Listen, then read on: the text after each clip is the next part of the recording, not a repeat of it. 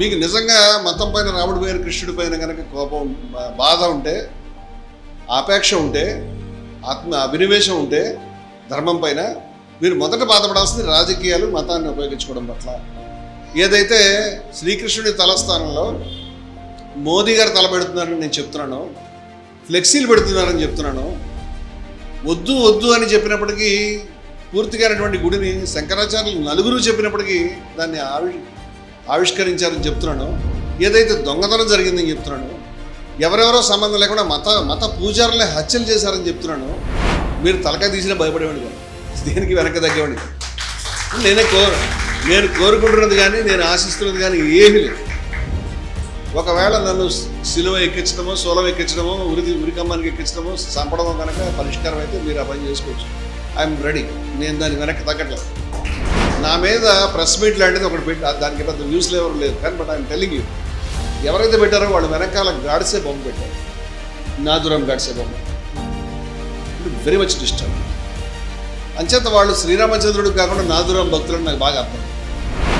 నేను జ్ఞానమార్గీయుడిని, నేను ఆ విషయం చెప్పాను. భగవద్గీతలో సైతం నహి జ్ఞానేన సదృశం, నేను ఫెమినిస్ట్ని, స్త్రీవాదిని, నేను కుల నిర్మూలనవాదిని, నేను క్యాస్ట్ ఎన్హిలేషనిస్ట్ని, యాంటీ క్యాస్ట్ ఐడియాలజీ. అంచేతే క్యాస్ట్ ఎన్హిలేషనిస్టు, కుల నిర్మూలనవాది, స్త్రీవాది, ఫెమినిస్టు హిందూ మతంలో ఉండొచ్చు అంటే శుభ్రంగా ఉండొచ్చు. ఎందుకంటే నాకు అర్థమైన హిందూ మతంలో ఏ రకమైన వివక్ష లేదు, ఏ రకమైన అసమానత్వం లేదు, ఏ రకమైన ద్వేషం లేదు. మీరు పట్టుకొచ్చి పెడుతున్నారు. మీరు చేసిన అత్యంత దుర్మార్గమైన విషయం ఏంటంటే, నేను స్త్రీల సభలో మాట్లాడుతూ స్త్రీలకి మతాలు చేసిన అన్యాయాన్ని మాట్లాడుతూ ఒక రామాయణం మాట్లాడానా? ఎంత తప్పది. ఖురాన్ గురించి మాట్లాడింది ఎందుకు పక్కన పెట్టావు? ఖురాన్లో చాలా దుర్మార్గమైనటువంటి విషయాలు ఉన్నాయి, స్త్రీల పట్ల అణిచేశారని నేను మాట్లాడలేదా? చాలామంది ఈ ఎడిటెడ్ ఫ్యాబ్రికేటెడ్ క్లిప్ని ప్రదర్శిస్తూ నీ ఖురాన్ని మాట్లాడే దమ్ము లేదని నువ్వు పుట్టలేదు అప్పటికి. I'm very sorry. నేను విజయ విహారం తరఫున నేను మొట్టమొదటి కేసు ఎదుర్కొన్నదే మహమ్మద్ ప్రవక్తను విమర్శించారని. మహమ్మద్ ప్రవక్తను విమర్శించావు, యేసుక్రీస్తుని విమర్శించావని మా మీద కేసు పెడితే మొత్తం ఆఫీస్ అంతా క్లోజ్ చేశారు తార్నాకలో 2000 సంవత్సరంలో, 26 years బ్యాక్. అంటే ఒకటి పక్కన మీకు సృష్టించాడు దేవుడు. ఇవన్నీ కామెడీగా ఉంటాయి. ఇది నీ యొక్క దుర్మార్గమైన బుద్ధి. మతంలో ఉంటే అంగీకరిస్తావా? మతాలు బైబిల్లో ఉంటే అంగీకరిస్తావా? నువ్వు ఒక వంకర ఎముకవి, నిన్ను సరి చేయబోతే విరిగిపోతావు, సరి చేయబోతే వంకరగానే ఉంటావు అని హీనంగా రాశారు.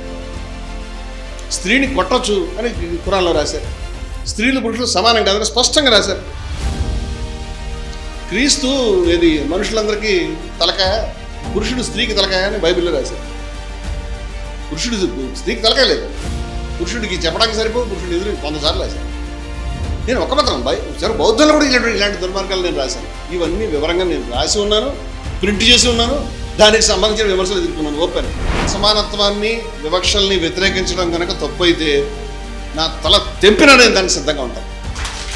నాకు అర్థమైన ధర్మంలో అసమానత్వాన్ని, వివక్షల్ని వ్యతిరేకించడం నిజమైన ధర్మం అని అనుకుంటాను. నేను దాని గురించి ప్రాణం ఏమిటో నిజమైన ధర్మం అనుకుంటాను. నాకేం మొహమాటలేదు ఆ విషయం. యావత్ ప్రపంచం ఎదురొచ్చిన నేను నిలబడగలిగినటువంటి నైతిక స్థైర్యం నాకు ఉంది. నేను వెనక్కి తగ్గే మనిషిని కాదు. మా మతం చాలా గొప్పది. మా మతం మనిషికి దైవం కాగలిగిన మార్గం చూపించింది, దైవ సాక్షాత్కారాన్ని చూపించింది. నా మతానికి సదృశమైనటువంటి ఏ మతం లేదని నేను అనుకుంటున్నాను. నేను ఆ విషయాన్ని 100 సార్లు చెప్పాను. నువ్వు ఇది చదివితే నువ్వు జ్ఞానం తెచ్చుకుంటాను ఒక్కటి చెప్పలేదండి. నా విద్మో నా విజానీము ఏదైతే దాని శిష్యాత్, మాకు తెలియదుగా నీకు ఎలా చెప్పడం. బ్రహ్మం గురించి మేము చెప్పలేము, ఈ పుస్తకాలు పనికిరావు, ఈ ఇంద్రియాలు పనికిరావు, ఏమి పనికిరావు, అన్నింటికీ అతీతమైనటువంటి విషయం అని చెప్పారు వాళ్ళు. అంతేగాని పుస్తకాల గురించి చెప్పరా? ఎవడు చెప్పలే ఈ మాటలు. అసలు ఆ ఋషుల యొక్క ధిక్కారము, ఆ ఋషుల యొక్క స్వరము ఈ 100 సంవత్సరాలు కాదు, 1000 సంవత్సరాల తర్వాత కూడా వినబడుతుంది. మానవ జాతి ఉన్నంత వరకు ఉపనిషత్తు ఋషి యొక్క స్వరం వినబడుతుందని నేను అనుకుంటున్నాను. మీ సంస్థలు ఒక్కరోజు కూడా కులానికి వ్యతిరేకంగా పోరాటం చేయలేదు. Not a single day. ఒక్క పూట, ఒక్కరోజు కూడా. పైపెచ్చు కులం చాలా గొప్పదని గోల్వాల్కర్ రాశాడు, కులం ఉండాల్సిందే అని రాశాడు. కుల వ్యతిరేక పోరాటాలకు వ్యతిరేకంగా మాట్లాడారు, కుల వ్యతిరేక పోరాటం చేసిన వాళ్ళని హీనంగా మాట్లాడారు. రాజ్యాంగం వస్తున్నప్పుడు బాబాసాహెబ్ అంబేద్కర్ లిల్లీ పుట్టిన ఆర్గనైజ్ పత్రికలు రాశారు, మనుస్మృతి ఉండాలి అని రాశారు, కులం ఉండాలని రాశారు. ఈ సంస్థలను సంకరేసుకుని తిరుగుతున్నావు కదా, నీకు మతాన్ని గురించి, రామాయణాన్ని గురించి, గుళ్ళోకి వెళ్ళడానికి ఎవడ హక్కు ఇచ్చాడు అనుకుంటున్నావు?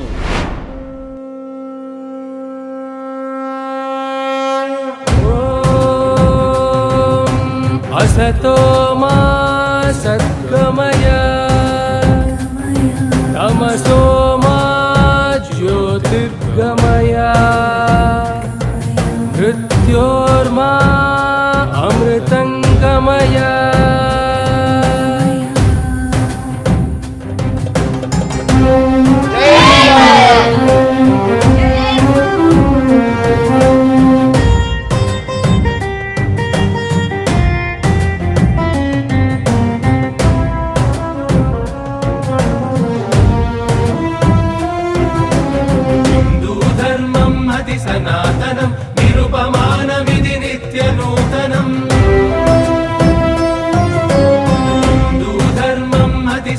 సనాతనం నిరుపమానమిది నిత్య నూతనం సమతా బహుళత్వాలతో సుప్రతిష్ఠితం సమతా బహుళత్వాలతో సుప్రతిష్ఠితం ఇది సర్వం ఈశ్వరమయమని చాటిన తత్వం ఇది సర్వం ఈశ్వరమయమని చాటిన తత్వం హిందూ ధర్మం అతి సనాతనం నిరుపమానమిది నిత్య నూతనం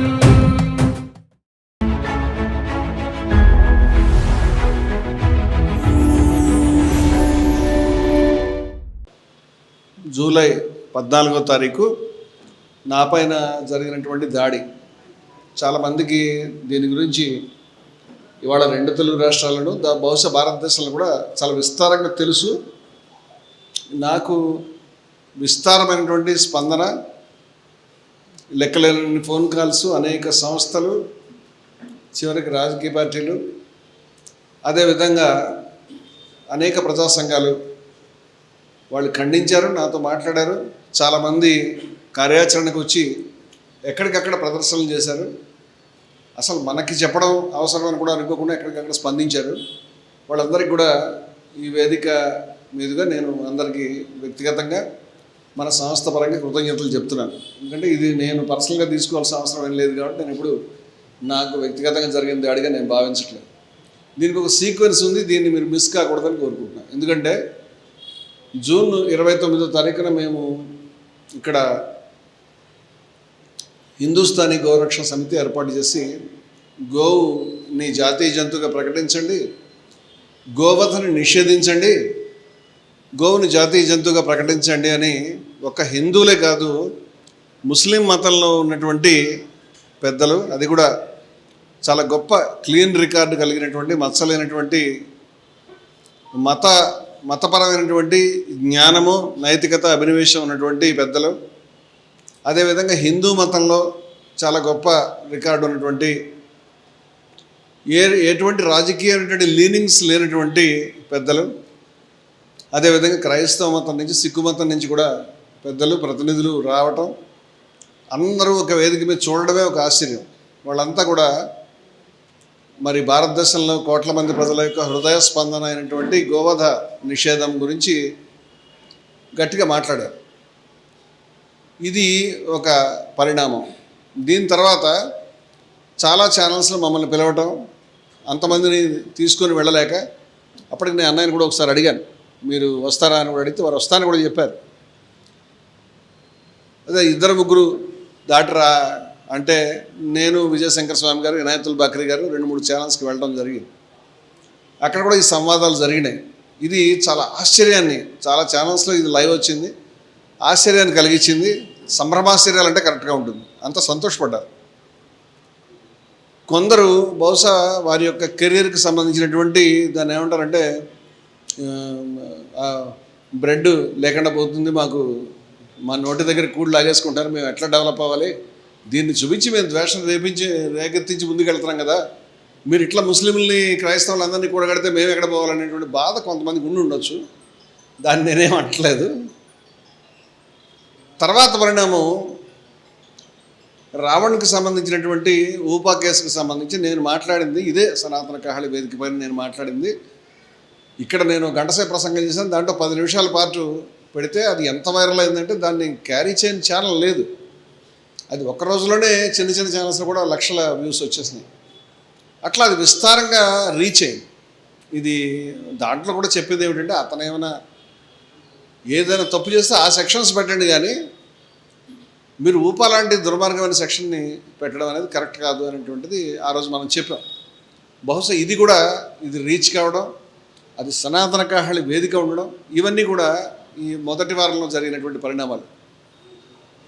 ఆ తర్వాత అనేక ఇంటర్వ్యూస్లో నేను మాట్లాడుతూ అయోధ్యలో జరిగినటువంటి ఈ దారుణమైనటువంటి ఈ నిధుల దోపిడీ ఏదైతే ఉందో అది కేవలం ఒక రోజు, 2 వారాలు, నెల రోజులు, 15 రోజులకు సంబంధించిన విషయం కాదు, 40 సంవత్సరాల నుంచి ఇది జరుగుతూ ఉంది అని తిరుగులేనటువంటి సాక్ష్యాధారాలని, అదేవిధంగా హత్యల్ని రామాలయ ప్రధాన పూజారి యొక్క హత్యతో పాటు 50-60 మంది పూజారుల యొక్క హత్య, చాలా చక్కటి క్లీన్ రికార్డు ఉండి కేవలం రాజకీయాలతో సంబంధం లేకుండా మతాన్ని గురించి మాత్రమే ఆలోచించేటువంటి రామానంది షేఖీలు అనేటువంటి నిర్మోహి అక్కడ పెద్దల యొక్క ప్రకటనలు, బాబా లాల్దాస్ గారి ప్రకటనలు, ఇంకా అనేక మంది పెద్దల ప్రకటనలను నేను సాధికారికంగా చెప్తూ 1989-90 నుంచే ఈ కోట్ల రూపాయల కుంభకోణంగా ఉన్నది, ఇది ఒక బంగారు బాతు మాదిరిగా ఉన్నది, ఇది ఏటీఎం మాదిరిగా ఉన్నది, రాజకీయపరమైన లబ్ధి పొందడానికి,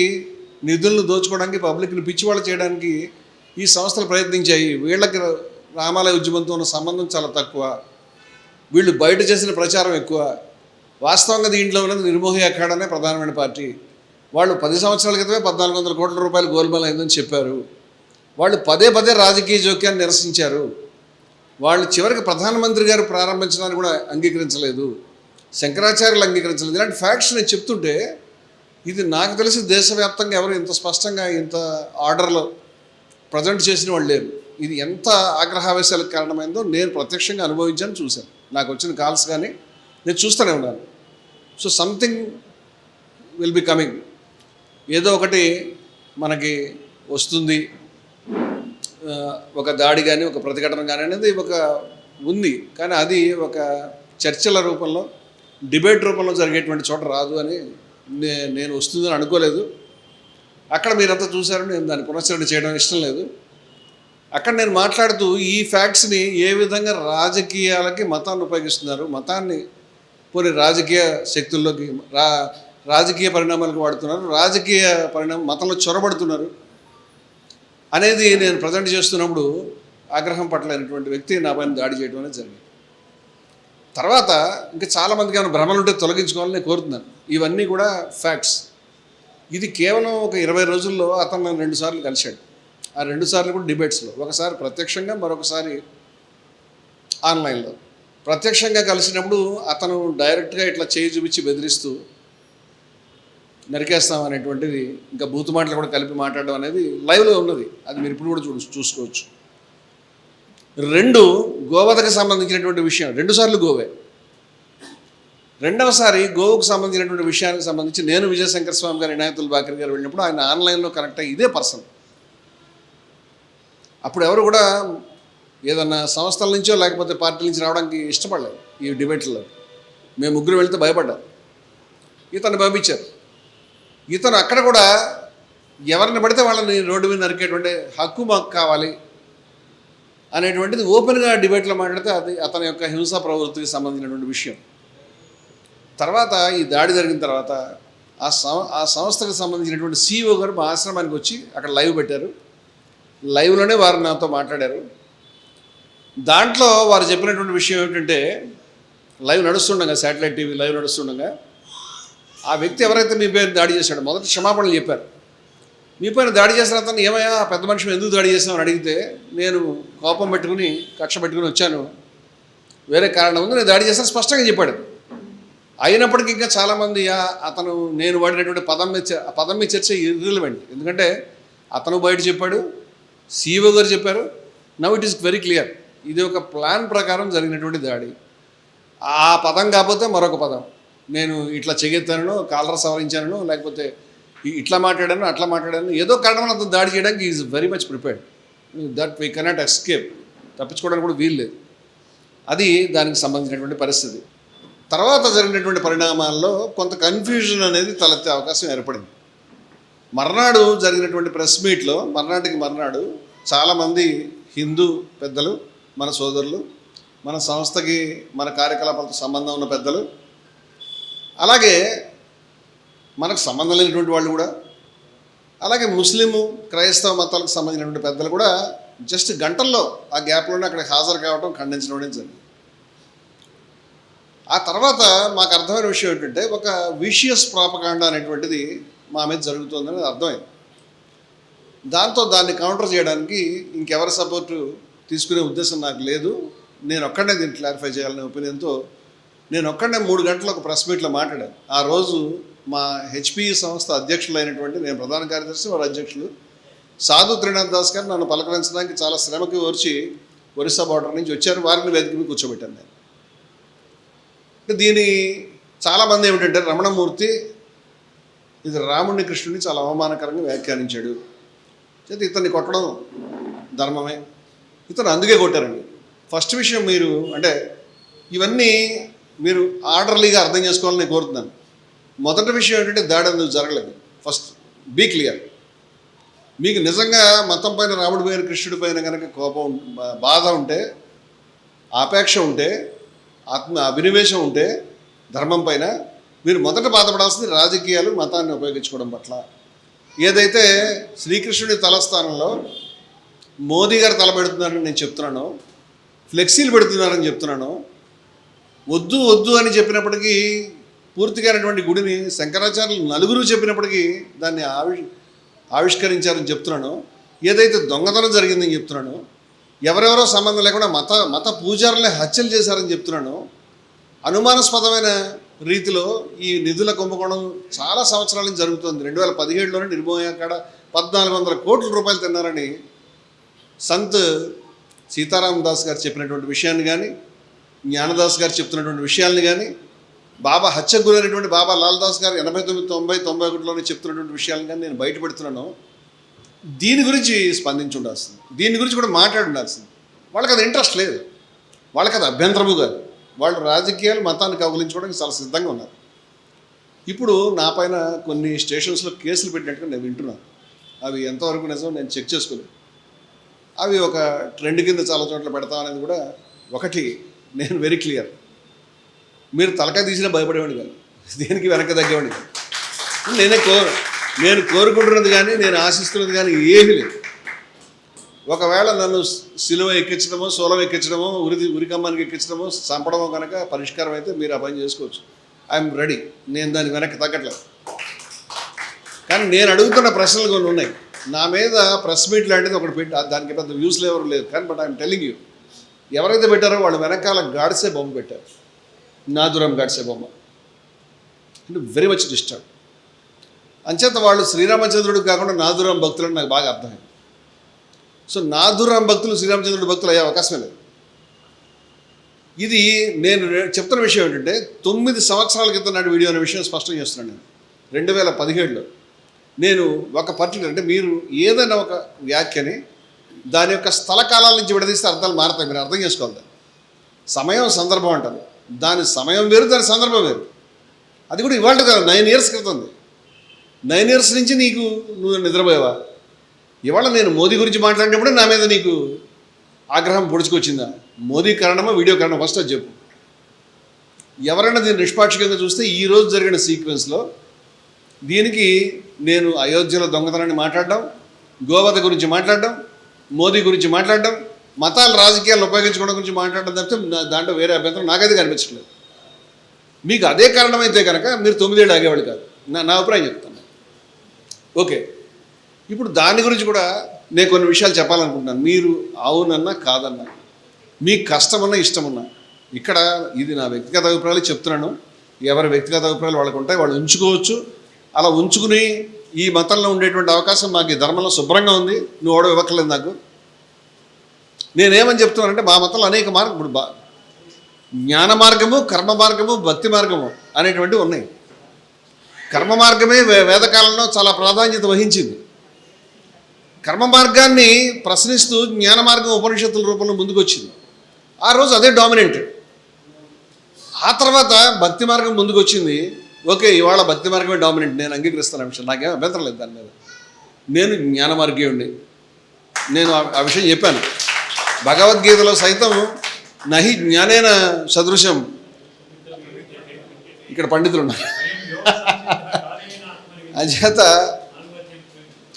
ఇది హిందూ మతం కాదండి, బౌద్ధం కాదండి, ఇస్లాం కాదండి, క్రైస్తవం కాదండి, పరిణామానికి చెందినటువంటి మతం ఏది లేదు. ఈ మాట అంటే మీకు కష్టంగా ఉంటుంది, కానీ ప్రతి మతంలో కూడా పరిణామం సాధ్యమే. వేదకాలంలో మనకి ప్రధానమైనటువంటి దేవతలు, ఋగ్వేదంలో ప్రధానమైనటువంటి దేవతలు, ఋగ్వేదంలోనే మనకు ఉన్నటువంటి 10 మండలాల్లో ఉన్నటువంటి వేలాది సూక్తాల్లో 25% సూక్తాలు కేవలం ఇంద్రుడివే. ఇంద్రుడు, మిత్రుడు, వరుణుడు, సోముడు వీళ్ళే ప్రధానమైన దేవతలు. విష్ణుమూర్తి కేవలం నాకు తెలిసి 5-6 సూక్తాలు దాటలేవు. వాటిలో కూడా జాయింట్గా మరొకరితో షేర్ చేసుకుని ఉన్నాయి. ఆయన మాత్రమే ఉన్నవి చాలా తక్కువ ఉన్నాయి. రుద్రుడికి కొన్ని ఉన్నాయి, కానీ వీళ్ళు మేజర్ గాడ్స్ కాదు. తర్వాత హిందూ మతంలో అనేక పరిణామాలు వచ్చినాయి. తర్వాత బ్రహ్మము ఆత్మకు సంబంధించినటువంటి భావాలని ఉపనిషత్తు ముందుకు తెచ్చింది. పురాణాల కాలం వచ్చిన తర్వాత చాలా మార్పులు వచ్చినాయి. మొట్టమొదట శివుడికి సంబంధించి పాశుపత శాఖ కానివ్వండి, కాపాలిక శాఖ కానివ్వండి, శాక్తేయులు కానివ్వండి, సౌర శాఖలు కానివ్వండి, అనేక శాఖలు ముందుకి వాటి ప్రెడామినెంట్గా వాడి ఐడియాలజీ ముందుకు తెచ్చినాయి. తర్వాత కాలంలో విష్ణువు ప్రధానమైనటువంటి దేవుడిగా ముందుకు వచ్చాడు. ఇది నాకున్న అవగాహన. ఇది నేను సాంప్రదాయకుడు కాదు. అంచేత నేను పరిశీలన మీద, నాకు అర్థమైన విషయాల మీద, నేను చదువుకున్న పుస్తకాల మీద నేను సాకల్యంగా, నిరపేక్షంగా, నిష్పాక్షికంగా అర్థం చేసుకుని నాకు ఎటువంటి ప్రిజుడిస్ లేదు. అంచేత నేను ఉపనిషత్తుల మనిషిని. నేను హిందూ మతానికి సంబంధించి, హిందూ మతం ఒక వ్యక్తి చుట్టూ లేదా ఒక దేవుడి చుట్టూ, ఒక దేవత చుట్టూ తిరిగేటువంటి మతం కాదు. ఈ మాట నేను చెప్తే మీకు కోపం రాసు. స్వామి వివేకానందుడు చెప్పాడు, మహమ్మద్ ప్రవక్త లేకపోతే ఇస్లాం సున్నా. ఆయన చెప్పాడు, నేను కాదు. అది మహమ్మద్ ప్రవక్త సెంటర్డ్ రిలీజియన్. అది ఒకవేళ నేను చెప్పింది బ్లాస్ఫేమీ అయితే మీరు అర్థం చేసుకోండి, ఒక ఇస్లామేతరుడు యొక్క వ్యాఖ్య అనుకోవచ్చు, అభ్యంతరం లేదు. 2, క్రీస్తు లేకపోతే క్రైస్తవం లేదు, సున్నా. ఈ మాట కూడా ఒకవేళ బ్లాస్ఫేమీ అయితే ఇది క్రైస్తవేతరుడి వ్యాఖ్య మీరు తీసుకోండి. కానీ హిందూ మతంలో ఈయన లేకపోతే హిందూ మతం లేదని ఎవరు లేదు. మా మతానికి ఆ పరిస్థితి రాలేదని స్వామి వివేకానందుడు చెప్పాడు. హిందూ మతం ఏ ఒక్క వ్యక్తి మీద ఆధారపడినటువంటి మతం కాదు. మరి దేని మీద ఆధారపడింది అంటే జ్ఞానం పైన ఆధారపడినది, విలువలపైన ఆధారపడినది, అద్భుతమైనటువంటి పరంపరపైన ఆధారపడింది. హిందూ మతాన్ని గురించి ఈ బేసిక్ అవగాహన లేకపోతే మీరు హిందూ మతం తగ్గిస్తున్నారు తప్పితే పెంచడం లేదు. ఇది నేను చెప్తున్నటువంటి విషయం. ఇక శ్రీరామచంద్రుడికి సంబంధించి నేను కొన్ని విషయాలు శ్రీరామచంద్రుడిని విమర్శించాను అని చెప్తున్నాను.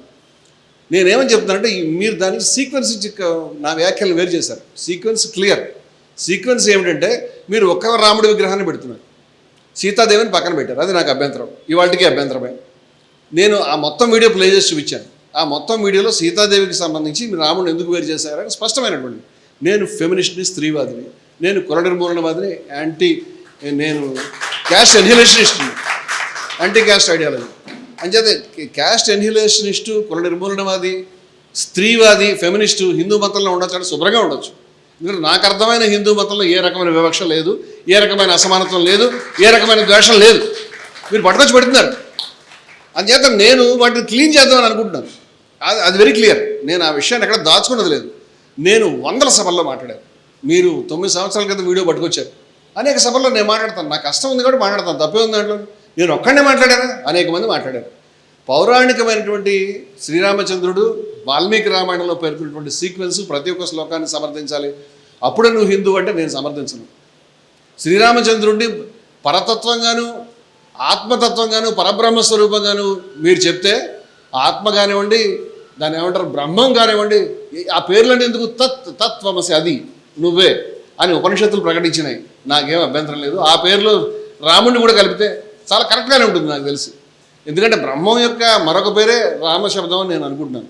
అటువంటి శ్రీరాముడికి నేను మొక్కుతాను, నేను ప్రచారం చేస్తాను, మాట్లాడతాను. నేను 100 సభల్లో పనిచేశాను. నా రికార్డు క్లియర్గానే ఉంది. ఇక వాల్మీకి రామాయణానికి సంబంధించి రమణమూర్తి ఒకటి విమర్శించలేదు. మీరు అర్థం చేసుకోవాలి ఈ విషయాలు. వాల్మీకి రామాయణానికి సంబంధించి విమర్శించిన వాళ్ళ యొక్క లిస్టు చాలా పెద్దది. చాలా కఠినమైన మాటలతో వాళ్ళు విమర్శించారు. మీరు వాళ్ళందరినీ మీరు బాయ్కాట్ చేయదలుచుకుంటే నేను చాలా సందర్భాల్లో చెప్పాను. స్వామి వివేకానందుడు ద టెరిబుల్ ఇన్జస్టిస్ అన్నాడని చెప్పారు. టెరిబుల్ ఇన్జస్టిస్ అని చెప్పాడు సీతకు జరిగింది. టెరిబుల్ ఇన్జస్టిస్ ఎవరు చేశారో మనకు తెలుసు. ఆయన ఆ మాట అన్నట్టు లెక్క. ఇవి వేమనైతే ఒక అడుగు ముందుకేసి తెలివి లేనివాడు దేవుడు ఎట్లా అని డైరెక్ట్గా రాముడిని ఏది కనకమృగము కలదు లేదనుకొనొచ్చు రమణి విడిచిపోయే రామవిభుడు తెలివి లేనివాడు దేవుడు ఎట్లారా అన్నాడు. నీ కోపం ఉండొచ్చు, వెళ్ళి వేమన విగ్రహం దగ్గర నువ్వు వెళ్ళి ధర్నా చేసుకో. వేమన అద్వైతి. అదేవిధంగా పరశురాముని కూడా విమర్శించాడు. తండ్రి మాట విని తల్లిని తెగటార్చి పరశుడేమి రాముడేమి ఫలము కానిరా అన్నాడు. నీకు అభ్యంతరం ఉన్న విషయాలు అవి. అంచేత పౌరాణిక హిందూ మతాన్ని అలాగే ఇతిహాసంలో సీక్వెన్స్ని వ్యతిరేకించిన వాళ్ళు హిందూ మతంలో స్టాల్వర్డ్స్ బిగ్గెస్ట్ పీపుల్ ఉన్నారు. దయానంద సరస్వతి రాశాడు, నేను రాశాను, 25 ఏళ్ల క్రితం రాశాను, ఇవాళ కాదు, 25 ఏళ్ల క్రితం రాశాను. అదేవిధంగా ఇంకా పెద్దలు ఉన్నారు, చాలామంది పెద్దలు. ఇప్పుడు వేదాన్నే అంగీకరించిన వాళ్ళు ఉన్నారు. నాకు తెలిసి బసవన్న వేదాలను సగం కొంతవరకు అంగీకరిస్తాడు, పూర్తిగా అంగీకరించాడు. అలాగే ఉపనిషత్తుల్ని మాత్రమే అంగీకరిస్తూ పురాణాలను తిరస్కరించేవాడు దయానందుడు. బ్రహ్మ సమాజిస్టులు కూడా అదే పనిచేస్తారు. అచల మార్గంలోనూ ఆ పద్ధతులు ఉన్నాయి, అలేఖ మార్గంలో పద్ధతులు ఉన్నాయి, మహానుభావ శక్తిలో పద్ధతులు ఉన్నాయి, అయ్య వైకుంఠంలో పద్ధతులు ఉన్నాయి. ఎన్ని చెప్పమంటావు? వీళ్ళందరినీ హిందువులు కాదని నువ్వు అనుకుంటే నువ్వు పిచ్చోడు అవుతావు. ఇప్పుడు దాంట్లో సమస్య ఏంటంటే నా మీద ఎవరైతే మాట్లాడుతున్నారో, దాడి చేస్తున్నారో వాళ్ళకి నాకు ఆశ్చర్యమైన విషయం ఏంటంటే, నన్ను క్షమించాలి, వాళ్ళు శూద్రులు. అంటే నేను వర్ణ విభేదాన్ని కానీ కుల విభేదాన్ని కానీ వెంట్రుక కొంత వాల్యూ ఇచ్చే మనిషిని కాదు. అవన్నీ నిర్మూలన కావాలని కోరుకుంటున్న మనిషి. అసమానత్వానికి వ్యతిరేకం ఉన్నాయి. అభేద దర్శనం జ్ఞానం అని ఉపనిషత్తు చెప్పింది, నాకు బాగా అర్థమైంది. జ్ఞానం అంటే సమానత్వమే. నిర్దోషమే సమం బ్రహ్మ తస్మాత్ బ్రహ్మణి స్థిత అని శుభ్రంగా భగవద్గీత చెప్పింది. మరి సమానత్వమే మోక్షం హిందూ మతంలో. సమానత్వమే మోక్షం అయినప్పటికీ అసమానత్వాన్ని చొప్పించారు, అసమానత్వాన్ని తీసుకొచ్చారు అనేక రకాలుగా సీక్వెన్సెస్లో. రామాయణంలో ప్రక్షిప్తాలు ఉన్నాయా లేదా అనే ప్రశ్నకి పండితులు జవాబు చెప్పాలి. రాముడు రామాయణంలో బుద్ధుడి గురించి ప్రస్తావిస్తాడు. బుద్ధుడు ఎప్పటివాడో చరిత్రలో ఫిక్స్ అయిపోయింది. ఆయన క్రీస్తు పూర్వం 500కు సంబంధించినటువంటి మనిషి. మరి రామాయణంలో బుద్ధుడుని రాముడు విమర్శిస్తున్నాడంటే రాముడు తర్వాత కాలం వాడా, లేకపోతే దాన్ని చొప్పించారా? ఈ ప్రశ్నకు మీరు సమాధానం చెప్పండి. చొప్పించారంటే ప్రక్షిప్తాలు ఉన్నాయని ఒప్పుకున్నట్లు లెక్క. ఎన్ని ప్రక్షిప్తాలు ఉన్నాయో చెప్పాలి. ఇది ఒకటే ప్రక్షిప్తమా? బౌద్ధం బలంగా ఉంటే రాముడి చేత తిట్టించేస్తే అయిపోతుందని ఎవరైనా ఉత్సాహపడి పెట్టించి ఉండొచ్చు, అప్పుడు ప్రజల్లో మేలుకుంటారని. లేదా తర్వాత కాలందేమో, అది కూడా మాకు తెలియదు. అసలు నాకు కాలం ముందా వెనకాలనే దాని మీద నాకు శ్రద్ధ లేదు. కాలం ఏది పురాణమిత్యమే నా సాధు సర్వం, పాతవైతే గొప్పవి కాదు, కొత్తవైతే తక్కువవి కాదు అని కాళిదాస్ చెప్పాడు. నాకు బాగా నచ్చింది అన్నమాట. ఇప్పుడు అందరికంటే కొత్తవి నాకు తెలిసి ఏది ఇస్లాం కంటే, క్రిస్టియానిటీ కంటే, అన్నిటికంటే కూడా కొత్తవి సిక్కు మతం కొత్తది. దాని వయసు 500 సంవత్సరాలు. కల్సా ఇంకా కొత్తది, దాని వయసు 300 సంవత్సరాలు. నేను కల్సా స్ఫూర్తిని బిల్డింగ్ పేరు పెట్టుకున్నాను. నాకు గురు గోవింద్ అంటే చచ్చేంత అభిమానం. నాకు గ్రంథ సాహిబ్ అంటే చాలా ఇష్టం. ఏం తప్పుంది దాంట్లో? అంచేత ఏది పాతదై ఉండాలి. నేను రామాయణం ఒకవేళ ముందుదైన వెనకదని నాకు అభ్యంతరం లేదు. రామాయణంలో చాలా గొప్ప విషయాలను నేను తీసుకుంటాను. రామాయణం నాకు అభ్యంతరం ఒకటి చెప్తాను. ఎవరైతే నన్ను విమర్శిస్తుందని నేను అడుగుతున్నానో, నిర్వచనోత్తర రామాయణంలో చాలా స్పష్టంగా శంభుగుడిని పెద్ద సంభాషణ కూడా లేదు. నువ్వు ఎవరివి? శూద్రుడి, చంపేశాడు, ఆయన ఖడ్గం తీసి చంపేశాడు. అది అభ్యంతరం నాకు. నేను అనుకుంటాను అది ప్రక్షిప్తం. అలా చేయడేమో రాముడు అనుకుంటున్నాను. అలా చేసినటువంటి వాడు ఖచ్చితంగా అందరికీ సంబంధించిన పరమాత్మ కాదు. మీరు ప్రక్షిప్తాల్లో మధ్యలో ఏదేది రాసుకొచ్చారో వాటిని అన్నింటి అంగీకరించాలంటే నా వల్ల కాదు. ఇటువంటి విమర్శలు మేము కలిగి ఉన్నాం. ఈ విమర్శలు డిబేట్లో తేలుతాయి.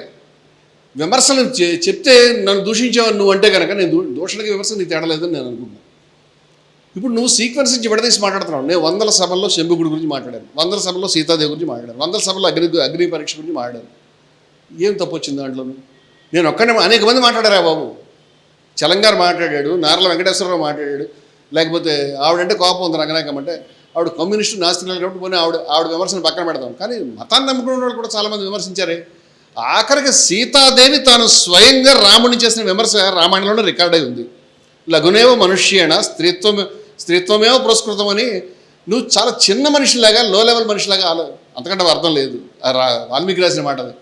చాలా చిన్న మనిషిలాగా ఆలోచించావయ్యా, స్త్రీని అని నన్ను వివక్ష చూపించేవారు స్పష్టంగా రాసింది. సీతాదేవి పట్ల నా హృదయం ద్రవిస్తాం. నేను సీతాయాం చరితం మహత్ అని వాల్మీకి స్వయంగా చెప్పాడు. సీతాదేవిని రాముడి నుంచి విడదీసి చూడడం నా వల్ల కాదు. సీతలేని రాముడిని నాకు అంగీకార యోగ్యం కాదు. నా సీతతో సహితమైనటువంటి రాముడి అంగీకారం. అంచేత నేను జై సీతారామణంగా ఇష్టపడతాను అని చూడలేదు. It's an argument, it's an intellectual argument, it's an argument, it's let it be క్రిటిసిజంకి మనలో స్థానం లేదా? రామాయణంలో క్రిటిసిజమ్స్ లేవా? జాబాలి ప్రశ్నించలేదా? అనేక మంది మన పురాణాలు ప్రశ్నిస్తూనే ఉంటారు. ఏమయ్యా రామయ్య ఏమిటో ఎలా చేసామని రాముడిని ప్రతిపాత్ర అడుగుతూనే ఉంటుంది. జరుగుతున్నప్పుడు రాముడు సీతను పరిచయం చేసినప్పుడు లక్ష్మణుడితో సహా ఎవరికి ఏకీభావం లేదు. వాళ్ళంతా ఏడుస్తూనే ఉంటారు లోపల. అంటే ఏకీభవించకపోవడము, ఆమోదించకపోవడము, ప్రశ్నించడము, విమర్శించడము మా ధర్మంలో ఉన్నాయి. ప్రశ్నోపనిషత్తు ఉంది, కేనోపనిషత్తు ఉంది, మేము ప్రశ్నించుకుంటాం. మా ధర్మంలో ప్రధానమైన పద్ధతి ఇది. ఏం కోపలు మునిగినాయి? నేనేమన్నా మాట్లాడానా? మీరు చేసిన అత్యంత దుర్మార్గమైన విషయం ఏంటంటే, నేను స్త్రీల సభలో మాట్లాడుతూ స్త్రీలకి మతాలు చేసిన అన్యాయాన్ని మాట్లాడుతూ ఒక రామాయణం మాట్లాడానా? ఎంత తప్పది. ఖురాన్ గురించి మాట్లాడింది ఎందుకు పక్కన పెట్టావు? ఖురాన్లో చాలా దుర్మార్గమైనటువంటి విషయాలు ఉన్నాయి, స్త్రీల పట్ల అణిచేశారని నేను మాట్లాడలేదా? చాలామంది ఈ ఎడిటెడ్ ఫ్యాబ్రికేటెడ్ క్లిప్ని ప్రదర్శిస్తూ నీ ఖురాన్ మీద మాట్లాడే దమ్ము లేదు, నువ్వు పుట్టలేదు అప్పటికి. I'm very sorry. నేను విజయ విహారం తరఫున నేను మొట్టమొదటి కేసు ఎదుర్కొన్నదే మహమ్మద్ ప్రవక్తను విమర్శించారని. మహమ్మద్ ప్రవక్తను విమర్శించావు, యేసుక్రీస్తుని విమర్శించావని మా మీద కేసు పెడితే మొత్తం మా ఆఫీస్ అంతా క్లోజ్ చేశారు తార్నాకలో 2000 సంవత్సరంలో. 26 years బ్యాక్, 26 సంవత్సరాల క్రితం. ఒక్కడు సపోర్ట్ లేడు మాకు. మేము ఆకాశం భూమి కలిపాం. అప్పుడు పెద్దలు ధర్మారావు గారు, సోమయ్య గారు, కొంతమంది పెద్దలు వచ్చారు. ఎవడ సపోర్ట్ రాలేదు. అని నేను ఫేస్ చేశాను. చివరికి ఆర్ఎస్ఎస్ కూడా వాళ్ళ జాగృతి పత్రికలో బాక్స్ కట్టి అయిపోయింది రమణమూర్తి గారు రాశారు. ఇది మహమ్మద్ మీద విమర్శించినది. అక్కడికి వచ్చేసరికి నేను క్లియర్ కట్గా ఏం దాచుకున్నానా, కిందకి వెళ్ళి చూసా అసమానత్వ వ్యతిరేక దినం. మేము పుస్తకంలో చాలా స్పష్టంగా ఈ మతంలో ఈ సమస్యలు ఉన్నాయి, మనుస్మృతిలో సమస్యలు ఉన్నాయి, మాకు అభ్యంతరం. మరి దీంట్లో సమస్యలు ఉన్నాయి, ఖురాన్లో సమస్యలు ఉన్నాయి, ఖురాన్లో సేద్య భూములను స్త్రీ గురించి చెప్పారు, మాకు అభ్యంతరం అండి. నేను ముస్లింతో స్నేహం చేస్తాను, వాళ్ళ సభల్లో కూర్చున్నాను, వాళ్ళ దగ్గరికి వెళ్ళాను, వాళ్ళకి మొహమాట లేకుండా చెప్పాను. నా క్రీస్తుని పక్కటెముకని ఆ బైబిల్లో పక్కటెముకని విరిచి స్త్రీని అభ్యంతరం. చాలా తప్పుడు మాట రాశారు. ఏమనంటే నువ్వు వంకర ఎముకవి, అసలు నువ్వు మనిషివి కాదు, నువ్వు పురుషుడి కంట ఆఫ్టర్ ఆల్ ఒక పక్కటెముకతో సమానం అని చెప్పడం కథ రాశారు. అది నాకు అభ్యంతరం. ఆ తర్వాత చాలా కాలం క్రైస్తవులు ఇటు పురుషుడి పక్కటెముకల్లో ఒకటి తక్కువ ఉంటుందని నమ్మేవారు. ఎందుకంటే ఒకటి విరిచాడు కదా, స్త్రీని తయారు చేశాడు కదా. ఎక్స్రేలు వచ్చిన తర్వాత చూసిన తర్వాత ఎవడని చెప్తే వాడిని కొట్టి చంపడానికి రెడీ అయ్యేవారు. సైన్స్ వచ్చిన తర్వాత వాళ్ళు ఇప్పుడు సైలెంట్గా ఉన్నారు ఆ వివాదం మీద. ఇప్పుడు 2 పక్కటెముకలు సమానం అని తేలింది. మరి పోయిన పక్కటెముక ఎక్కడది అంటే ఒకటి ఆ పక్కటెముక ఎక్కువ సృష్టించాడు దేవుడు. ఇవన్నీ కామెడీగా ఉంటాయి. ఇది నీ యొక్క దుర్మార్గమైన బుద్ధి. మతంలో ఉంటే అంగీకరిస్తావా? మతాలు బైబిల్లో ఉంటే అంగీకరిస్తావా? నువ్వు ఒక వంకర ఎముకవి, నిన్ను సరి చేయబోతే విరిగిపోతావు, సరి చేయబోతే వంకరగానే ఉంటావు అని హీనంగా రాశారు. స్త్రీని కొట్టచ్చు అని ఖురాన్లో రాశారు. స్త్రీలు పురుషులు సమానం కాదని స్పష్టంగా రాశారు. క్రీస్తు ఏది మనుషులందరికీ తలకాయ, పురుషుడు స్త్రీకి తలకాయ అని బైబిల్లో రాశారు. పురుషుడు స్త్రీకి తలకాయ లేదు, పురుషుడికి చెప్పడానికి సరిపో పురుషుడిని ఎదురు 100 సార్లు రాశారు. నేను ఒక పత్రం బౌద్ధంలో కూడా ఇలాంటి దుర్మార్గాలు నేను రాశాను. ఇవన్నీ వివరంగా నేను రాసి ఉన్నాను, ప్రింట్ చేసి ఉన్నాను, దానికి సంబంధించిన విమర్శలు ఎదుర్కొన్నాను ఓపెన్. దాంట్లో నేను మాట్లాడుతున్నప్పుడు నేను ఏదైనా వివక్ష చూపించి హిందూ మతం పైన కుట్ర చేస్తాను. అసమానత్వాన్ని వివక్షల్ని వ్యతిరేకించడం కనుక తప్పు అయితే నా తల తెంపినా నేను దానికి సిద్ధంగా ఉంటాను. నాకు అర్థమైన ధర్మంలో అసమానత్వాన్ని వివక్షల్ని వ్యతిరేకించడం నిజమైన ధర్మం అని అనుకుంటాను. నేను దాని గురించి ప్రాణం ఏమిటో నిజమైన ధర్మం అనుకుంటాను. నాకేం మొహమాటలేదు ఆ విషయం మీద. యావత్ ప్రపంచం ఎదురొచ్చిన నేను నిలబడగలిగినటువంటి నైతిక స్థైర్యం నాకు ఉంది. నేను వెనక్కి తగ్గే మనిషిని కాదు. నేను అంటే నువ్వు చాలా చూడండి, మోదీ గురించి మాట్లాడినప్పుడు 10 సంవత్సరాల క్రితం 9 సంవత్సరాల క్రితం నేను మాట్లాడిన మాటలో కేవలం 2-3 డైలాగులు బయటపెట్టి అసలు అప్పటిదాకా ఏం మాట్లాడాడు, తర్వాత ఏం మాట్లాడాడు, సీత గురించి ఏమక్కర్లేదు కదా, కట్ చేసి నువ్వు చూపిస్తున్నటువంటి విధానం ఏదైతే ఉందో, పైగా మైకులు పట్టుకుని నీ క్రిస్టియానిటీ మీద మాట్లాడదు. నువ్వు పుట్టలేదు అప్పటికి, నువ్వు పుట్టలేదు నువ్వు మీరెవడో పుట్టలే. నేను అడుగుతున్నాను, శూద్రులకు సంబంధించి మన మతంలో వివక్ష ఉందా లేదా చెప్పండి. ఆ విషయాన్ని శూద్రులకు సంబంధించి వివక్ష ఉందా లేదా, మన స్మృతుల్లో పురాణాల్లో రాశామా లేదా, మనుస్మృతిలో రాశామా లేదా, మేము డిబేట్ చేస్తున్నాం, మేము తగలబెడుతున్నాం. ప్రతి ఏడాది కూడా పుస్తకం తీసుకొచ్చారండి, మంచి పని చేశారు. అసమానత వ్యతిరేక దినం, ఈ పుస్తకం తీసుకోండి. ఇవాళ ఈ పుస్తకం 5 రాష్ట్రాల్లో జై భారత్ ఉద్యమానికి సంబంధించినటువంటి కార్యకర్తలు ఒక డమ్మీ పుస్తకాన్ని తయారు చేసి, మాకు మతాల పట్ల ఏ రకమైనటువంటి ఇది లేదు, అన్ని మతాల మనుషుల్ని పోగేసి 5 రాష్ట్రాల్లో 2018 నుంచి అసమానత వ్యతిరేక దినం చేస్తున్నాం. మతాల్లో వివక్షని అసమానతని రేపే అంశాలు అని చెప్పి మరి తగ్గబెడతాం. నా అభిప్రాయం ప్రకారం ఏ పుస్తకాలనే భగవంతుడి నుంచి రావు. భగవంతుడికి పుస్తకాలు రాయాల్సిన అవసరం లేదు. భగవంతుడు ఇలా అగుగా కంటే అయిపోతుంది. భగవంతుడు నీకు SMS మెసేజ్ పెట్టి నేను కన్విన్స్ చేసి నీతో వాదించాల్సిన అవసరం లేదు. ఎవరినైనా దూతలను పంపించాల్సిన అవసరం లేదు. ఆయన చిటికేస్తే అయిపోతుంది. ఆయన ఆ విధంగా అంటే అలా నమ్ముతాం మనం. అంటే భగవంతుడు సృష్టికర్త వేరు కాదనేటువంటి వాదం గురించి నేను ఇక్కడ ప్రస్తావించట్లేదు. అట్లాంటప్పుడు ఏ పుస్తకం కూడా దైవం నుంచి రాలేదు, అవన్నీ మానవ నిర్మితాలే. ఈ మాట నేను కాదు, గాంధీ గారు చెప్పారు. చాలా బాగా చెప్పాడు. చాలా ఆశ్చర్యపోతారు. ఆయనలో అంత విప్లవకారుడు, అంత హేతు బుద్ధి ఉన్నవాడు. ఆయన ఏం చెప్పాడంటే, ఏమి నష్టం వచ్చింది, కొంతమంది మహాత్ముల యొక్క ఆలోచన, కొంతమంది మహాత్ముల యొక్క దృష్టి, దార్శనికత పుస్తకాల్లో ఉంది.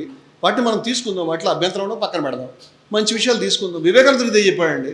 మన పుస్తకాల్లో అభ్యంతరమైన విషయాలు ఉన్నాయి, మన పుస్తకంలో ఆడవాళ్ళని అణిచివేశారు, మన పుస్తకాల్లో తొక్కారు, మీరు మతం పేరు మీద ఎంత దుర్మార్గమైన విషయాలు మీరు ప్రచారం చేశారు, మతం పేరు మీద దళితుల్ని లేకపోతే కింది కులస్తుల్ని ఆడవాళ్ళని మీరు తొక్కేశారు. ఈ మాటలు చెప్పాడు స్వామి వివేకానందుడు. ఇదా మతం అని చెప్పాడు.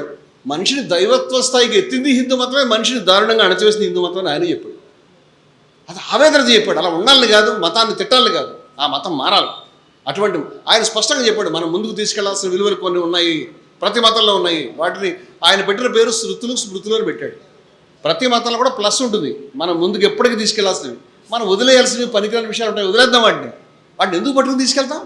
అన్నీ తీసుకెళ్ళామా? వాస్తవంగా జంతు హింసలు ఉన్నాయి, వదిలేయలేదా మనం వాటిని? ఏమి నష్టం వచ్చింది? వాటి గురించి ఎందుకు మనమేం బాధపడలేదే? మీరు మొత్తం అంతా ఒకటే ఒక రోజు ఒకే ఒక సీసాలో వచ్చేసింది అనుకుంటారు, అలా రాలేదు. మీరు ఏది చదువుకోలేదు, రామాయణాన్ని బేసిక్గా చదువుకోకుండానే నమ్మి వీడియోలు చేస్తున్నారు పెద్దలు. శూద్రుడి గురించి నేను మాట్లాడుతూ నేను ఏం చెప్తున్నానంటే, మీరు శూద్రులు, మీకు హక్కు ఇవ్వబడలేదు, ఆ విషయం రాయబడి ఉంది. దీన్ని ప్రశ్నించి శూద్రులకు వేదాధికారం లేకపోవడం దయానంద సరస్వతి ప్రశ్నించాడు. వేదం ఆధారంగానే అనేక మంది వేదర్షులు శూద్రులు అతిశూద్రులు ఉన్నారు, స్త్రీలు ఉన్నారని నిరూపించాడు. కానీ చాలా కాలం పాటు వేదాలని శూద్రులకి అతిశూద్రులకి స్త్రీలకి వినడానికే వీల్లేదని మనం శాసించిన మాట వాస్తవం. మన వేద పాఠశాలలో చేర్చుకోలేమడం అంబేద్కర్ కూడా చేర్చుకోలేదు. అంబేద్కర్ కూడా ఈ రాముడికి సంబంధించి మాట్లాడి నేరం అని చెప్పాడు, రాముడు చేసింది. అనేక మంది పెద్దలు చెప్పారు, అనేక రామాయణాలు ఉన్నాయి. ఇది మన దగ్గర ఒక రామాయణం ఒకసారి బుడగజంగాలు, బయట బుడగజంగాలు ట్యాంక్ బండ్ దగ్గర మన కార్యక్రమంలోనే వేసినటువంటి దాంట్లో రాముడు సీతాదేవి తలనరికి తెమ్మని చెప్తాడు లక్ష్మణుడికి. లక్ష్మణుడు మొత్తుకుంటూ ఉంటాడు. నేను చూసాను, నిర్గాంతపోయాను, షాక్ అయిపోయాను. అది వాళ్ళ దగ్గర ఉందండి ఆ సంప్రదాయం. నువ్వు ఆ కళ్ళు తీసుకురా నరికేసి చెప్తాడు. రాముడు ఇట్లా ఎగురుతూ డ్యాన్స్ చేయడం, ఇదంతా మనకి ట్యాంక్ బండ్లో మన సభలోనే జరిగింది. అంటే అనేక ఆర్గ్యుమెంట్స్, అనేక విషయాలు ఉన్నాయి. మొత్తం రామాయణాన్ని ఇప్పటిదాకా ప్రచారం చేసిన వాళ్ళంతా సీతమ్మ వారి పట్ల భక్తి, పారవశ్యం, ప్రేమ, తదాత్మ్యంతో మాట్లాడారు. ఆవిడ పరాశర భట్టార్ గురించి నాతో మాట్లాడిన ఆమె గురించి నేను చెప్పలేదు, ఆ పేరు చెప్పాలి. భవానీ ఆవిడ జ్ఞానచక్షువులు తప్పితే బాహ్య చక్షువులు లేనటువంటి ఆ తల్లి నాకు అర్ధరాత్రి ఫోన్ చేసి, పరాశర భట్టారు అమ్మవారికి స్తుతి చేస్తూ, అమ్మ నువ్వు పుడితే కనుక భవిష్యత్తులో అనేక అవతారాలు నువ్వు ఎత్తావు, సీతమ్మవారి అవతారం మాత్రం ఎత్తకమ్మా, నేను చూడలేదు నీ కష్టాలని చెప్పాడు. ఆయన యొక్క బాధ, ఆయన శ్రీ వైష్ణవుల్లో మహానుభావుడు. ఆయన అంచేత ఎన్నో విషయాలు ఉంటాయండి. నేను అనేది ఏంటంటే, వాట్ ఈస్ ది ఇంటెన్షన్? ఎందుకు మాట్లాడాము? మా ఉద్దేశం ఏమిటి? హిందూ మతం ధ్వంసం చేయడం, మా మతం చాలా గొప్పది, మా మతం మనిషికి దైవం కాగలిగిన మార్గం చూపించింది, దైవ సాక్షాత్కారాన్ని చూపించింది, నా మతానికి సదృశమైనటువంటి ఏ మతం లేదని నేను అనుకుంటున్నాను. నేను ఆ విషయాన్ని 100 సార్లు చెప్పాను. నా ఉద్దేశంలో అద్వైతానికి సాటిలేనిది ఏది లేదు. ప్రపంచం ఫిలాసఫీలని వివేకానందుడే చెప్పాడు, the religion of future enlightened humanity అని చెప్పాడు. అది ఒక మతం కాదు, భవిష్యత్తు వికసిత మానవాళి యొక్క దృష్టి అని చెప్పాడు. అక్కడ దాకా మొత్తం ప్రపంచం వెళ్ళాలని చెప్పాడు. ఆయన అభిప్రాయం నాకు కూడా నచ్చింది, నేను కూడా అదే అభిప్రాయంలో ఉన్నాను. అటువంటి దృష్టిని, అటువంటి సాహసాన్ని మన ఉపనిషత్ దృష్టిలు వారు వచ్చారు మన ఉపనిషత్తుల గురించి చెప్పడానికి. మన ఉపనిషత్ దృష్టిలు కనపరిచిన సాహసాన్ని ప్రపంచ చరిత్రలో ఏ మనిషి, ఏ ఆధ్యాత్మికవాది అక్కడ దాకా కనీసం ఊహ కూడా చేయలేదు. అది నేను పరవశన పడిపోతాను. ఒక ఉపనిషత్ శ్లోకాన్ని ఒకరోజు చదువుకుంటే ఆ రోజంతా నాకు ఒక ట్రాన్స్లో ఉంటుంది, సంతోషంలో ఉంటుంది మనసంతా. అంత అద్భుతాలు ఉన్నాయి ఉపనిషత్తుల్లో. నేను ఇప్పటికీ అనుకుంటాను 5000 సంవత్సరాల తర్వాత ఉన్నాయి ఉపనిషత్తులు. మిగతా పుస్తకాలన్నీ వేరు, అవి వేరు. అది నా భావం. ఎందుకు ఆ భావం ఉంది నీకు? నువ్వు హిందూ మతం నువ్వు చెప్పడానికి నీకు ఉన్నది ఏమిటి? నేను అనేదంటే బసవన్న పోరాటం చేశాడు, దయానంద సరస్వతి పోరాటం చేశాడు, పోతులూరు వీరబ్రహ్మేంద్ర స్వామి పోరాటం చేశాడు, రవిదాస్ పోరాటం చేశాడు, గసి కనకదాస్ పోరాటం చేశాడు. ఎందరో పోరాటాలు చేశారా ఇక్కడ దాకా మనం వచ్చాం. ఇప్పుడు నువ్వు అనుకున్న మార్పు ఒక్క రోజులో రాలేదు. కరెక్ట్గా 1947 ఇంకా 100 సంవత్సరాలు కాలేదు మనకి. 100 సంవత్సరాలు కాలేదు మనకి. మనకి 70-80 సంవత్సరాల క్రితము మనం తిరుపతి గుడిలోకి అందరూ అడుగుపెట్టే పరిస్థితి లేదు. తిరుపతి గుడిలో ఎక్కడో కాదు, మీ ఊరిలో గుడి కాదు, తిరుపతి గుడిలో బయ్యాస్ ఉన్నాడు మూర్తి గారు ఉద్యమం చేశాడా మనుషులందరూ లోపలికి వెళ్ళడానికి. మధురై గుడిలో కక్కను ఉద్యమం చేశాడా 1940sలో. నేను అవన్నీ రాసినవాడిని. పూరి గుడిలో సాణే గురూజీ గారు విఠోబా టెంపుల్లో చేశాడు. పూరిలో కూడా మరొక పెద్దలు చేశారు, కాశీలో కూడా చేశారు. జస్ట్ 70-80 సంవత్సరాలు కూడా అందరినీ మనం అడుగు పెట్టడం లేదు. ఇంత అన్యాయం జరిగింది. ఈ అన్యాయానికి వ్యతిరేకంగా ఎవరు పోరాడారో వాళ్ళు ఎన్నో గొప్ప విషయాలు చెప్పి ఉన్నారు. నారాయణగురు ఎన్నో గొప్ప విషయాలు చెప్పి ఉన్నాడు. ఆయన మొత్తం అందరికీ తెరిచాడు తలుపులు ఆలయాలకు సంబంధించి. వారు హిందూ మతాన్ని కాపాడారు, హిందూ మతంలో విలువల్ని కాపాడారు, శిరోధార్యం వారి మార్గంలో నడవడం నేను భావిస్తున్నాను. హిందూ మతంలో భేదాభిప్రాయాలు లేవు, ఒకటే ఒక ఏకశిలా సదృశమైన భావం ఉందని నువ్వు అనుకుంటే నీకు హిందూ మతం అర్థం కాలేదు. నేనేమంటానంటే, నువ్వు ఏదైతే ఈ రాజకీయమైనటువంటి పిచ్చలో పడిపోయి, ఏదైతే ఇది ఉన్మాదం, ఈ పార్టీ నీ తొక్కలో పార్టీ, నీ తొక్కలో సంస్థ, వెరీ సారీ, ఎవడైనా కావచ్చు. మీరు మొన్న వచ్చారు, 30 ఏళ్ళు 40 ఏళ్ళు 100 ఏళ్ళు అంతే కదా, వేల సంవత్సరాల నుంచి మా మతం నడుస్తూ ఉంది. వందల సంవత్సరాల నుంచి, వేల సంవత్సరాల నుంచి ఆ రోజు ఉపనిషత్ ఋషులే తిరుగుబాటు జెండా ఎగరేశారు. ఉపనిషత్ ఋషులు ఎగరేశారు. నా మంత్రం, నా యజ్ఞం, నా తీర్థం వారు ఎంత గొప్పగా చెప్తారంటే, అసలు మీ మతంలో పుస్తకాన్ని ఎదిరించడానికి వీల్లేదు, ఇంకో దాన్ని ఎదిరించ, మా మతం అది కాదు. మా మతంలో ధిక్కారమే మా మతం. అసలు ధిక్కారం ప్రధానమైనటువంటి క్వాలిటీ. వేదం ఉపనిషత్తు వేదాన్ని ధిక్కరించింది, గీత ధిక్కరించింది. నేను ఎక్కడెక్కడ చూపించగలుగుతాను. ఆశ్చర్యం అంటే ఉపనిషత్తు వేదాన్ని ధిక్కరించడమే కాకుండా ఉపనిషత్తు తను తానే ధిక్కరించింది. నువ్వు ఇది చదివితే నువ్వు జ్ఞానం తెచ్చుకుంటాను ఒక్కటి చెప్పలేదండి. నా విద్మో నా విజానీమో ఏదైతే తను శిష్యాత్, మాకు తెలియదుగా నీకు ఎలా చెప్పడం. బ్రహ్మం గురించి మేము చెప్పలేము, ఈ పుస్తకాలు పనికిరావు, ఈ ఇంద్రియాలు పనికిరావు, ఏమి పనికిరావు, అన్నింటికీ అతీతమైనటువంటి విషయం అని చెప్పారు వాళ్ళు. అంతేగాని పుస్తకాల గురించి చెప్పలే,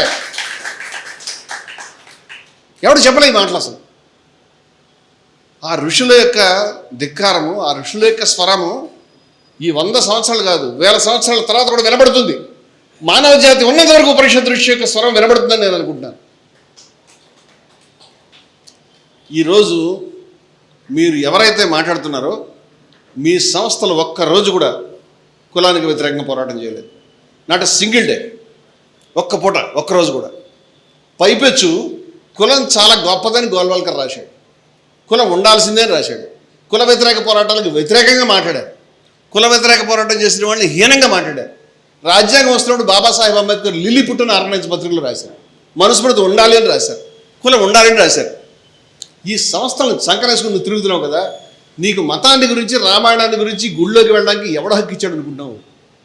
వాడి పట్ల నీకేం కృతజ్ఞత లేదా? వాడికి సంబంధించిన విషయాలు మాట్లాడవా? ఎంతసేపు ఆ సంస్థలో పోయి తిరగడమే. నిజంగా అంత హత్య ఉంటే ఆ సేన వాళ్ళకి ఏమి రాముడిని, కృష్ణుడిని బహిరంగంగా డ్యాన్స్ చేస్తున్నారు, హనుమంతుడిని. హృదయం ద్రవించట్లేదా నీకు?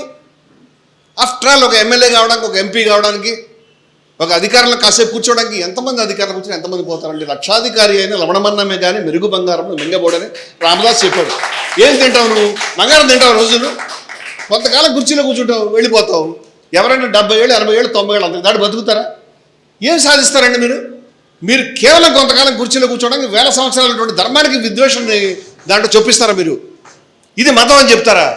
మీరు కూర్చుని బూతులు తిడితే ఏది క్రీస్తు మీద మేకులని, తర్వాత ఇంకోటి తిట్టేసినంత మాత్రాన అయిపోతుందా? మతం నిలబడుతుందా? ఇది చాలా వేదనాభరితమైనటువంటి దృశ్యం. ఇవాళ మన మతంలో వీటి గురించి నిలబడేటువంటి వాళ్ళం ఎవరం లేమా? ఈ విలువల గురించి నిలబడే వాళ్ళం లేమా అంటే ఈరోజు ఇక్కడ నిలబడి ఉన్నాం. ఈ విషయానికి, విద్వేషానికి, అసమానత్వానికి వ్యతిరేకంగా ఈ పోరాటం అంతా కూడా. అందుచేత దయవుంచి ఎవరు కూడా కన్ఫ్యూజ్ కావద్దు. నేను మళ్ళీ చెప్తున్నాను, మతం యొక్క నిజమైనటువంటి స్వరూపాన్ని, ధర్మం యొక్క నిజమైన స్వరూపాన్ని మీరు అర్థం చేసుకోండి. ధర్మం యొక్క నిజమైన స్వరూపాన్ని గురించి మనం నిలబడదాం. మన యొక్క విభిన్న దృక్కోణాలను ఉంచుకుందాము, అవసరమైతే సవరించుకుందాము, మార్చుకుందాము, పరస్పరం నేర్చుకుందాము. ఇదంతా హిందూ మతంలో ఉన్న విధానమే. పరస్పరం నేర్చుకోవడం, మార్చుకోవడం స్పష్టంగా ఉంది మన హిందూ మతంలో. ఏమి నష్టం వచ్చింది? దొన్న ఇద్దాస్ గారు ఉన్నారు, వారు ఎన్ని అద్భుతమైనటువంటి తత్వాలు రాశారు. వీరబ్రహ్మేంద్ర స్వామి, ఎంత అద్భుతం అండి ఇదంతా కూడా. మీరు నిరాకరించారుగా. వారి నాలుగు తరాల వెనకాలని వారి తాతగారిని మీరు స్కూల్లోకి రానిచ్చారా? వారికి పాఠాలు నేర్పించారా? వారికి సంస్కృతం నేర్పించారా? అయినప్పటికీ వారి తత్వాల్లో వారు మాట్లాడిందంతా ఉపనిషత్తే. నేను చదివాను ఆ తత్వాలు, చక్కటి మాటలు మాట్లాడారు. రానివ్వలేదే, చదవనివ్వలేదే మీరు. ఈ విషయాలు అర్థం చేసుకోవాలి మనం. అందుచేత మేము దృఢ నిశ్చయలో, కృతనిశ్చయలో ఉన్నాము. ఈ విషయాలు అర్థం కాకుండా ఎవరైనా పెద్దలు బాధపడి ఉంటే వారికి నేను 2 చేతులు జోడించి నమస్కారం చెప్తున్నాను. దయవుంచి మీరు బాధపడకండి, నొచ్చుకోకండి. మా ఉద్దేశం అది కాదు అని చెప్తున్నాను నేను. మరొక విషయం ఏమిటంటే, ఈ దాడి విస్తారంగా పెరుగుతోంది. వీళ్ళు అయోధ్యలో దొంగతనం మాట్లాడు, ఆ పార్టీ గురించి, ఆ సంస్థల గురించి మాట్లాడు. వీళ్ళ గొప్ప సొత్తు హిందూ మతం అనేది. హిందూ మతం అనేటువంటి దాన్ని రావణాసురుడు సీతను చెరబట్టినట్టు వీళ్ళు హిందూ మతాన్ని చెరబడదాం అనుకుంటారు. It is impossible. We don't allow them. ఆ చెరని విడిపించి మేము సీతాదేవిని తెచ్చుకుంటే హిందూ మతాన్ని తెచ్చుకుంటాం. ఇప్పుడే మీరు చెరలో లేదు హిందూ మతం. నిజమైన హిందూ మతానికి రాజకీయం అక్కర్లేదు, రాజకీయ పార్టీలు అక్కర్లేదు, నిజమైన ఇస్లాం కూడా అక్కర్లేదు. మీరు మార్చుకోండి ఆ విధానాన్ని.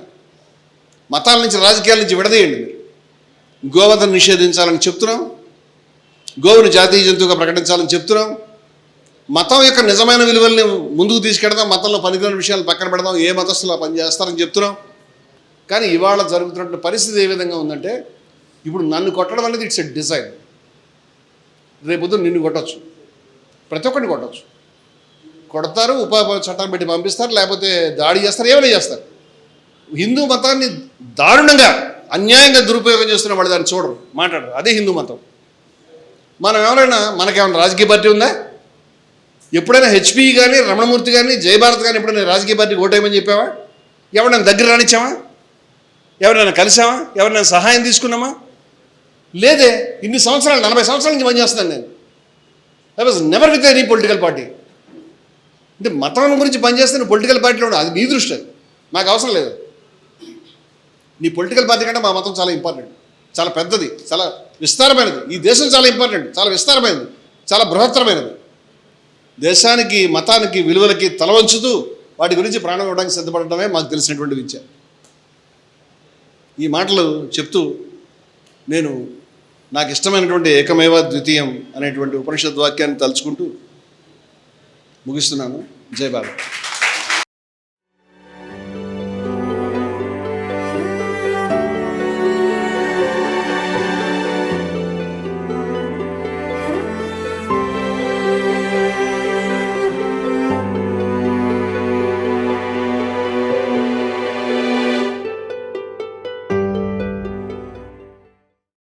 మీ ఆలోచనల్ని మరింత సంపద్వంతం చేయగల ఈ పుస్తకాల్ని మీరు చదివారా?